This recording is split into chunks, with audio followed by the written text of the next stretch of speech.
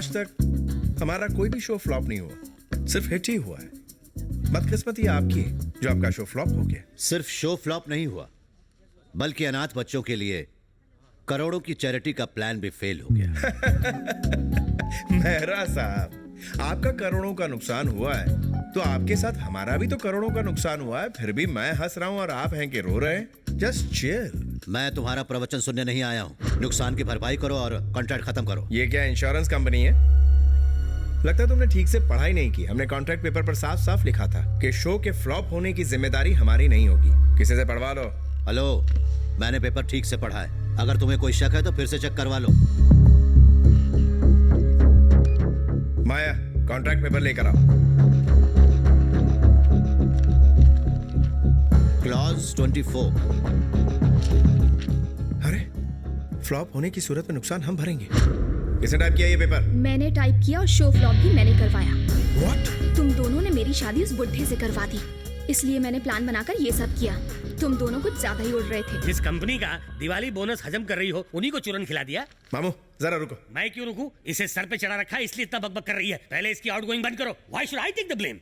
इस मुसीबत से निकलने का बस एक ही रास्ता है, मुझसे शादी कर लो। तुम तो पहले से ही शादीशुदा हो। भांजे, जबान को ब्रेक लगा। मामा इंसाफ करेगा। मिस यूटन, अगर 6 महीने बाद तलाक लोगी तो तुम्हें $10 मिलियन मिलेंगे। फिर तुम चाहो तो इससे शादी कर लेना और दिल न भरे तो मैं भी हूँ। What an idea भांजे। तुम मामा हो कि पजामा? एक्सक्यूज मी, रास लीला का डिस्कशन बंद करो और मेरे 25 करोड़ का बंदोबस्त करो। 25 करोड़ की बात कर रहा है तू?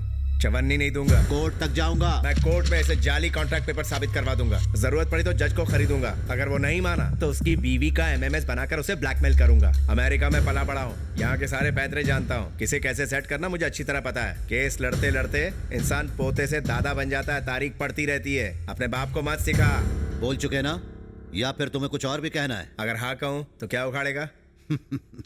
तुमने जो कुछ भी कहा वो इस कैमरे में रिकॉर्ड हो चुका है। मैं कोर्ट में ऐसे जाली कॉन्ट्रैक्ट पेपर साबित करवा दूंगा। जरूरत पड़ी तो जज को खरीदूंगा। अगर वो नहीं माना तो उसकी बीवी का MMS बनाकर उसे ब्लैकमेल करूंगा। अमेरिका में पला बड़ा हूँ, यहाँ के सारे पैतरे जानता हूँ। किसे कैसे सेट करना मुझे अच्छी तरह पता है। केस लड़ते लड़ते इंसान पोते से दादा बन जाता है। तारीख पड़ती रहती है। बाहर का दरवाजा दिखा रहे इसको। अमेरिका के कानून के हिसाब से इस वीडियो को मुल्जिम के इकरारनामे के रूप में एक एविडेंस के रूप में मान लिया गया है। मुल्जिम किसी और कोर्ट में नहीं जा सकता। इस केस में आगे इन्वेस्टिगेशन नहीं होगी। मिस्टर किशन को अपने क्लाइंट को हर्जाने के तौर पर 25 करोड़ रुपए देने होंगे। यस। और अगर 1 महीने में यह हर्जाना न दिया गया तो मिस्टर किशन को 10 साल की सजा हो सकती है। देख लिया कलम की ताकत को। अभी हंस ले तू, क्योंकि तेरे अच्छे दिन जाने वाले हैं। तो जल्दी करो, क्योंकि तुम्हारे पास दिन बहुत कम है। 1 महीने में जेल में चक्की पीसते हुए दिखोगे।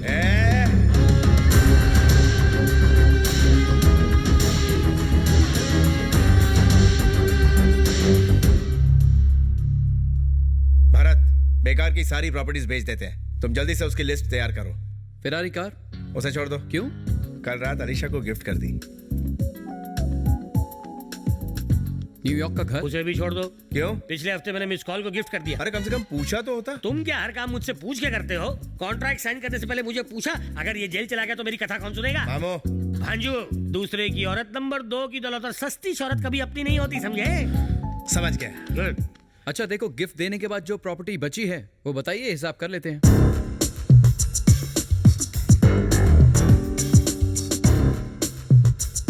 ये सब प्रॉपर्टी बेचने के बाद कितना फंड आएगा? अगर खुद को भी बेच दोगे तो भी 10 करोड़ कम पड़ेगा। हाँ? बद्रीनाथ, कॉफी ला।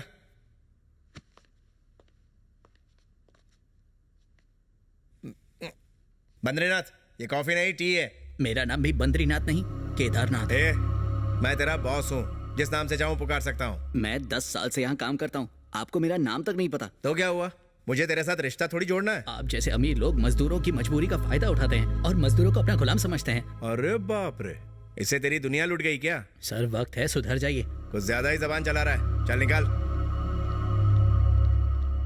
इतने सालों से आपके साथ काम करके मैं ये तो जान गया हूँ कि आपकी कोई मदद नहीं करेगा, क्योंकि आपको किसी की परवाह ही नहीं है। चाहे तो ट्राई करके देखिए। Hello hello hello hello hello hello hello hello hello hello Tom, can you hear me? It's me. Hello hello hello Peter. हमारा एक कोर्ट का मामला हमें बदनाम कर रहा है, यहाँ तक कि हमारी प्रॉपर्टी के भाव भी कम हो गए हैं। अब तो ऐसा लग रहा है हमें टोटल 10 करोड़ भी नहीं मिल पाएंगे। हमारे पास सिर्फ 15 दिन बचे हैं, हमें कोई दूसरा रास्ता ढूंढना पड़ेगा। ठीक है, मैं भी कोशिश करता हूँ।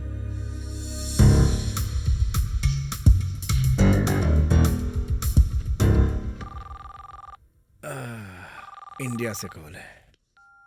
हेलो किशन, मैं श्रीनिवास राव बोल रहा हूँ, तुम्हारे डैडी का दोस्त और वकील। बेटे, इतनी मिन्नतों के बाद भी तुम इंडिया नहीं आए, इसलिए तुम्हारे पिताजी की मौत के बाद तुम्हारे दादाजी ने सारी प्रॉपर्टी तुम्हारी बुआ के नाम करने का फैसला किया है, जिसकी कीमत है 1000 करोड़ 1000 करोड़ 1000 करोड़ 1000 करोड़ 1000 करोड़ 1000 करोड़। लेकिन उस प्रॉपर्टी के असली वारिस तुम हो, इसलिए जब तक तुम साइन नहीं करोगे प्रॉपर्टी ट्रांसफर नहीं होगी।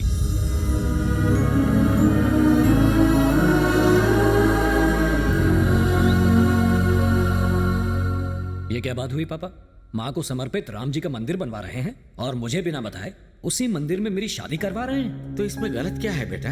ये तो तय था कि तुम जैसे ही अमेरिका से वापस आओगे तुम्हारी शादी चोपड़ा जी की बेटी शकुंतला से कर देंगे। चाहो तो तुम एक बार शकुंतला से मिल सकते हो, ठीक है ना?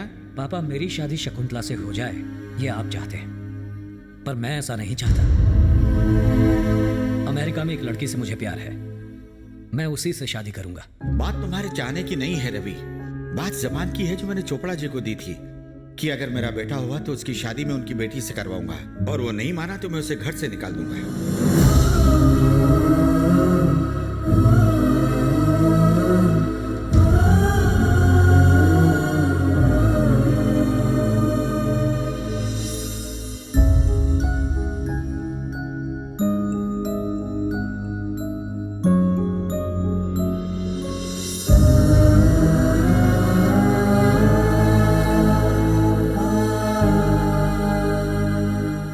जब रवि जिंदा थे तो आपने मुझे यहाँ नहीं रहने दिया। अब ये नहीं हो सकता। I am sorry. चलो बेटा।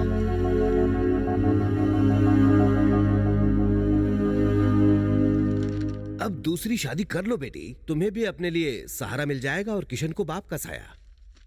डैडी, मैं अभी तक रवि को भूली नहीं हूँ। ओह माय गॉड, वो तो कब का मर गया लेकिन अभी तक तुम्हारे दिल से निकला नहीं है। कैसे खानदान में शादी की, छी।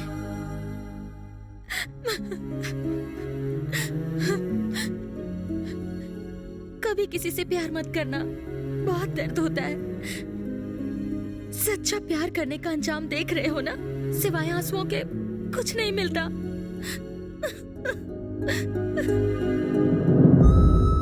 कभी किसी से प्यार मत करना, बहुत दर्द होता है, सिवाय आंसुओं के कुछ नहीं मिलता।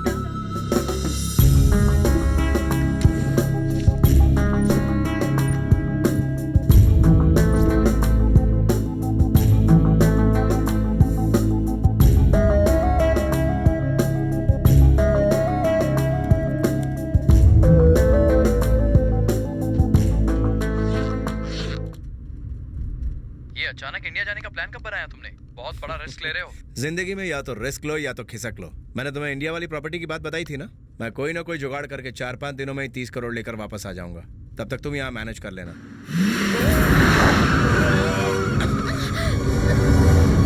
शिट। तुम ठीक हो ना? I'm Are you fine, okay? भैया। साला,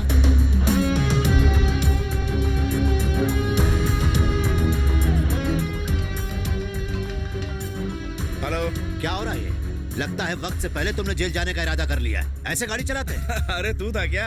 अगर पहले पता होता तो तेरी गाड़ी गैराज में और तू अस्पताल की खटिया पे होता। अबे कुत्ते के, सच कहूं तो तुम्हें 10 साल की कैद नहीं, फांसी की सजा होनी चाहिए। जाने दो भैया, क्यों मुंह लग रहे देखा हैं? कैसे कट पा रहा? नॉनसेंस। हे, तेरी सिस्टर है क्या? कितने साल की है? अबे साले। अबे जीजा बोल, साला नहीं। मैं तेरी बहन को अपने प्यार के जाल में फंसा लूंगा, फिर उसके साथ ताक दिना दिन। मुंह बंद कर कुत्ते, छोड़ूंगा नहीं मैं तुझे। चिल्ला मत साले। कौन था भैया? था एक मवाली।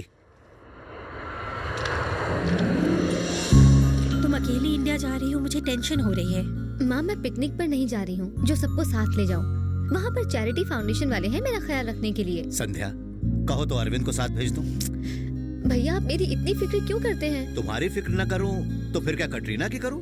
अरविंद बहुत ही हैंडसम और शरीफ लड़का है। इनफैक्ट मेरे सभी जूनियर्स में सबसे काबिल लड़का है। भैया मैं आपकी फिक्र समझ सकती हूँ, लेकिन लड़का मेरी पसंद का होना चाहिए क्योंकि मुझे जिंदगी बितानी है भैया।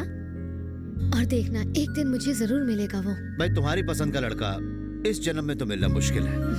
जहाँ रिश्तों में सच्चाई होती है भैया, वहाँ बुराई में भी अच्छाई आ जाती है। ओके फ्लाइट का टाइम हो गया। अपना ख्याल रखना। तुम भी मिल लो बेटा।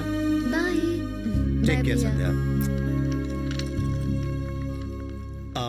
संध्या, जाने से पहले कम से कम ये तो बता कर जाओ कि तुम्हें किस तरह का लड़का चाहिए। सोच कर बताऊंगी। Sir, your boarding pass. Thank you dear. You're welcome.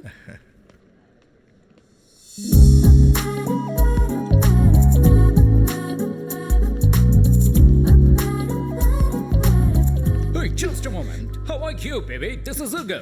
Nice to meet you. How about coffee?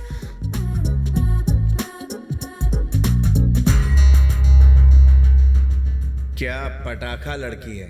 अगर पुलिस वाले रास्ते में नहीं आते तो आज इस कुड़ी के रास्ते लगा देता।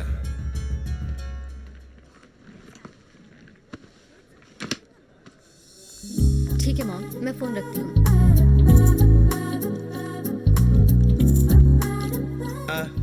Excuse me.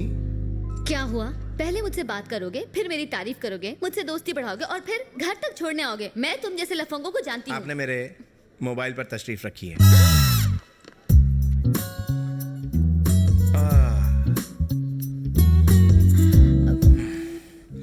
Bad luck. सुनिए,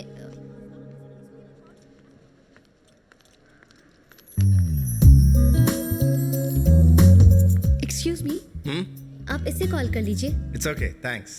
आपका फोन मेरी वजह से टूट गया है।